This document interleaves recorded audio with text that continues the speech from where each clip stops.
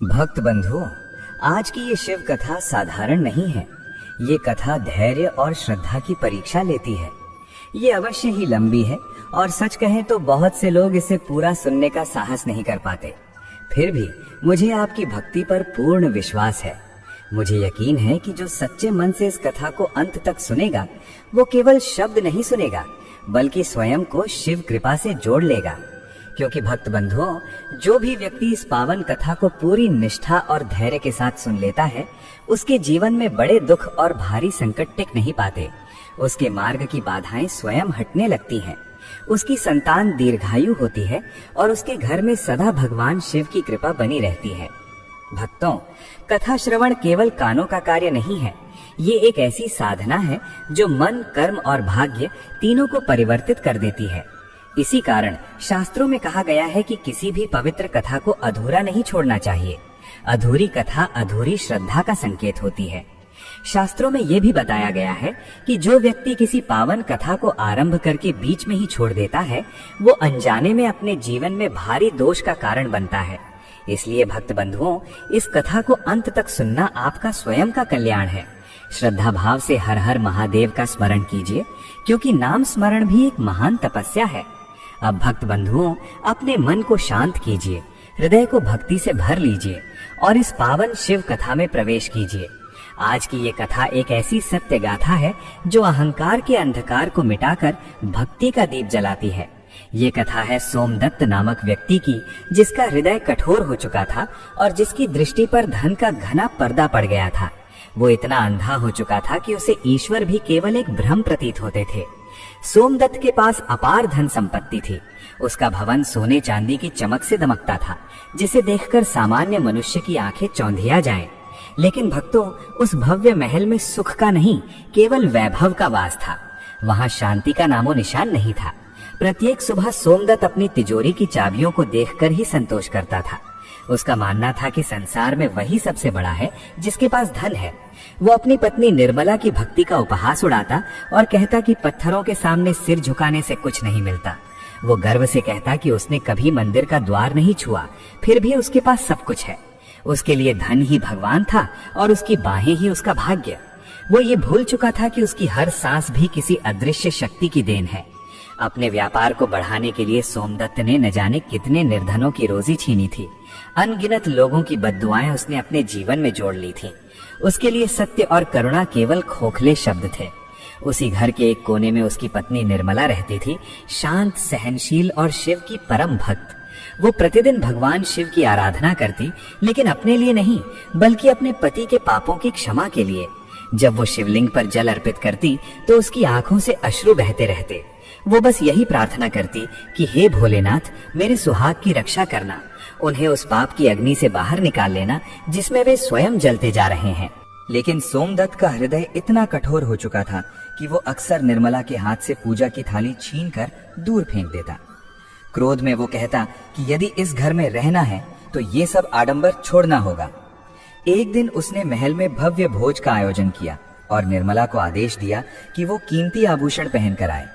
उस दिन भी निर्मला ने गहनों के स्थान पर रुद्राक्ष की माला धारण की और माथे पर भस्म का तिलक लगाया। जैसे ही वो सभा में पहुंची, सोमदत्त ने सबके सामने उसका उपहास उड़ाया और अपमानित किया, पर निर्मला मौन रही, क्योंकि उसके मन में ये अटूट विश्वास था कि उसके महादेव सब देख रहे हैं। उस क्षण सोमदत्त हंस रहा था, पर उसे ये आभास नहीं था कि उसके पतन की घड़ी आरंभ हो चुकी है। इधर निर्मला की साधना अब केवल घर तक सीमित नहीं रही थी। वो प्रतिदिन नंगे पांव नगर के प्राचीन शिव मंदिर जाने लगी। मार्ग में कांटे और कंकड़ चुभते, पर उसके चेहरे पर कभी पीड़ा नहीं दिखती थी। मंदिर पहुंचकर वो प्रांगण की सफाई करती, रोगियों की सेवा करती और थके हुए यात्रियों को जल पिलाती। लोग उसे नगर की रानी कहकर बुलाते थे, पर वो स्वयं को केवल शिव की सेविका मानती थी। मंदिर के एक कोने में बैठकर वो घंटों शिव पुराण का श्रवण करती और ध्यान में लीन रहती। उधर सोमदत्त की अधर्म की राह और गहरी होती जा रही थी। उसने व्यापार में मिलावट शुरू कर दी थी और निर्धनों की भूमि हड़पना उसके लिए सामान्य बात बन गई थी। एक दिन क्रोध में आकर उसने घर की शिव प्रतिमा को उठाकर बाहर फेंक दिया और गरज कर बोला कि अब इस घर में कोई घंटी नहीं बजेगी। निर्मला ने चुपचाप उस प्रतिमा को उठाया, अपने आंचल से साफ किया और बगीचे में एक वृक्ष के नीचे स्थापित कर दिया। उसी क्षण उसने कठोर संकल्प लिया कि वो अन्न का त्याग करेगी और जब तक सोमदत्त स्वयं महादेव के चरणों में शीश नहीं झुकाएंगे तब तक केवल जल पर ही जीवन यापन करेगी। सोमदत्त का व्यवहार अपनी पत्नी के प्रति और भी निष्ठुर होता गया। जब निर्मला मंदिर से लौटकर उसे प्रसाद देने का प्रयास करती तो वो हाथ झटक देता और कहता कि उसे राख और पत्तों से कोई लेना देना नहीं है, उसे केवल सोने की चमक भाती है। अपने घमंड में डूबा सोमदत्त ये भूल गया था कि जिस धन पर उसे इतना अभिमान है वो क्षण भर में नष्ट भी हो सकता है। सफलता के लिए उसने झूठ, छल और अन्याय का सहारा लिया। उसके लिए धन ही शक्ति था और उसे विश्वास था कि पैसों के बल पर वो सब कुछ खरीद सकता है। महल जैसा घर, सेवक और अपार वैभव होने के बावजूद उस घर में वो सुख नहीं था जो किसी भक्त के छोटे से आश्रय में होता है। निर्मला अपने पति के व्यवहार से भीतर ही भीतर टूटती जाती थी, फिर भी उसने कभी प्रतिवाद नहीं किया। वो प्रतिदिन शिवलिंग के सामने बैठकर बस यही प्रार्थना करती थी कि हे भोलेनाथ, मेरे स्वामी को सद्बुद्धि प्रदान करें, उन्हें वो सत्य दिखाएं जिससे वे जान सकें कि वास्तविक धन और वास्तविक शक्ति क्या है। उसकी श्रद्धा अडिग थी और उसे पूर्ण विश्वास था कि एक न एक दिन महादेव उसकी पुकार अवश्य सुनेंगे।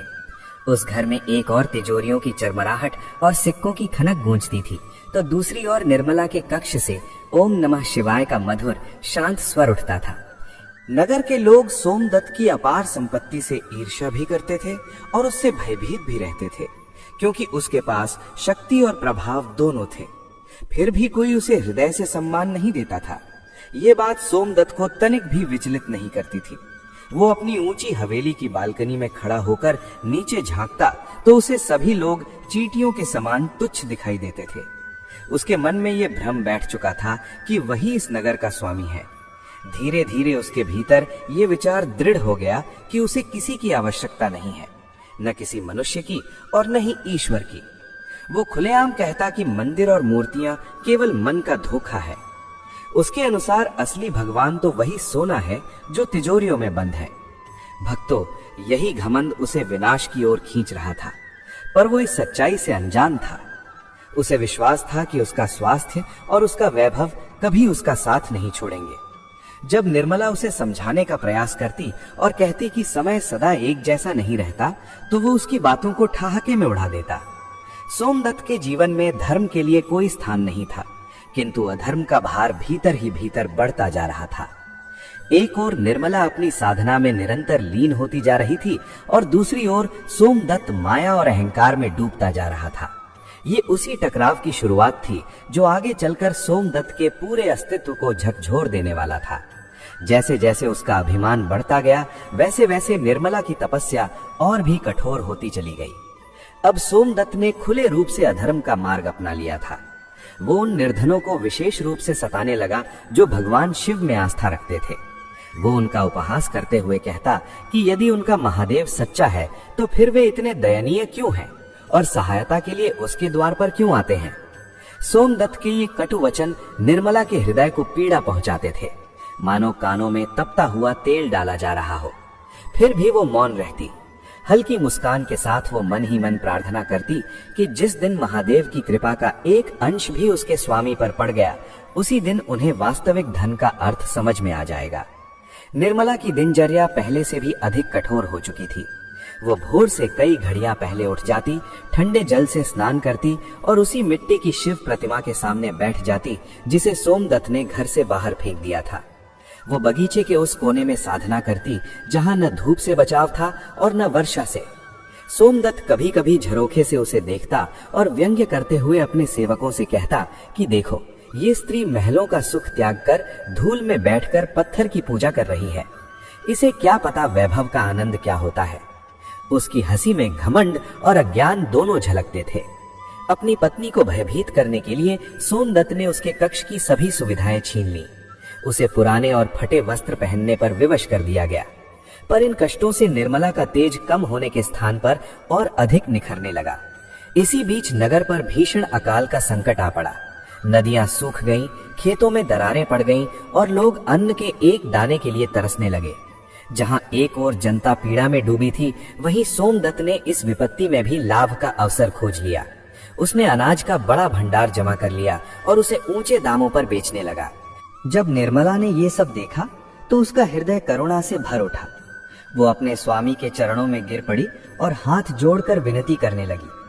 उसने कहा कि ऐसा अन्याय ना करे, भूखे बच्चों की करुण पुकार सीधे महादेव तक पहुंचेगी और तब उनके कोप को कोई नहीं रोक पाएगा। उसने भंडार खोलने और पुण्य अर्जित करने का आग्रह किया, पर सोमदत्त का मन पत्थर हो चुका था। उसने निर्मला को झटक कर अलग कर दिया और कठोर स्वर में कहा कि पुण्य से पेट नहीं भरता। उसके अनुसार इस समय वही इस नगर का शासक है जिसके पास अनाज का अधिकार है। उसने व्यंग करते हुए कहा कि यदि उसके महादेव सच्चे हैं तो वे स्वयं आकाश से अन्न बरसाएं, वो अपना भंडार नहीं खोलेगा। उस अपमान के बाद निर्मला मंदिर की सीढ़ियों पर जा बैठी और वहां विलाप करने लगी। उसी क्षण उसने एक कठोर संकल्प लिया कि जब तक नगर में एक भी बालक भूखा रहेगा वो अन्न का एक कण भी ग्रहण नहीं करेगी। यह निराहार व्रत अब सोमदत्त के लिए एक मौन चुनौती बन गया। जानबूझकर सोमदत्त उसके सामने स्वादिष्ट भोजन मंगवाता, उनके सुगंध से वातावरण भर देता ताकि वो टूट जाए। पर निर्मला की दृष्टि में केवल नीलकंठ का स्वरूप बसा हुआ था। उसे न भूख की चिंता थी, न शरीर की पीड़ा का भान। समय बीतता गया पर उसका संकल्प और अधिक अडिग होता चला गया। उधर सोमदत्त की बेईमानी अब हर सीमा को पार कर चुकी थी। उसे ये भ्रम हो चला था कि अपने धन के बल पर वो मृत्यु तक को चुनौती दे सकता है। उसी घमंड में उसने महल के पास बहने वाली पवित्र नदी के तट पर एक विशाल मीनार का निर्माण आरंभ कर दिया, जो नगर के सभी मंदिरों के शिखरों से ऊंची हो। उसकी इच्छा थी कि लोग देवालयों की ओर ना जाएं, बल्कि उसकी बनवाई मीनार को देखकर ही उसे महान समझें। भक्तों, यही दुस्साहस उसके पतन की पहली सीढ़ी बन रहा था, पर उसे इसका आभास भी नहीं था। उस रात निर्मला ने अखंड दीप प्रज्वलित किया और महादेव से करुण प्रार्थना की। उसने कहा कि चाहे उसके प्राण ले लिए जाएं, पर उसके स्वामी को उस पाप के अंधकार से बाहर निकाल दिया जाए जिसमें वे निरंतर डूबते जा रहे हैं। वो बस एक बार उन्हें सत्य का दर्शन कराना चाहती थी। सोमदत्त की कठोरता यही नहीं रुकी। उसने निर्मला को घर के एक छोटे अंधकारमय कक्ष में रहने के लिए बाध्य कर दिया। वो कहता था कि वहीं सड़ती रहे जब तक उसका मन बदल न जाए, पर निर्मला ने उस अंधेरी कोठरी को ही अपना कैलाश मान लिया। उसने दीवार पर कोयले से ओम नमः शिवाय लिख दिया और वहीं बैठकर जप में लीन हो गई। भक्तों, वो दृश्य अत्यंत मार्मिक था। एक ओर धन का उन्मत्त अहंकार खड़ा था और दूसरी ओर भक्ति का अडिग विश्वास। सोमदत्त अपनी जीत पर हंस रहा था, पर उसे ये ज्ञात नहीं था कि जिस शिव का वो उपहास कर रहा है वही अब उसकी नियति का निर्णय करने वाले हैं। अहंकार और श्रद्धा का यह संग्राम अब ऐसे मोड़ कर पहुंच चुका था जहां चमत्कार और विनाश के बीच केवल एक क्षण का अंतर शेष था। सोमदत्त को लगने लगा कि उसने अपनी पत्नी की आवाज को दबा दिया है। वो ये नहीं जानता था कि निर्मला का मौन सीधे कैलाश तक गूंज रहा है।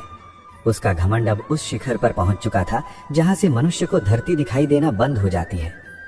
सोमदत्त ने नगर में एक भव्य सभा का आयोजन कराया। सभा के मध्य सोने की मुद्राओं से भरा हुआ एक विशाल पात्र रखवाया गया। वो घमंड से भरा खड़ा हुआ और विद्वान पंडितों को संबोधित करते हुए बोला कि वे कहते हैं शिव ही परम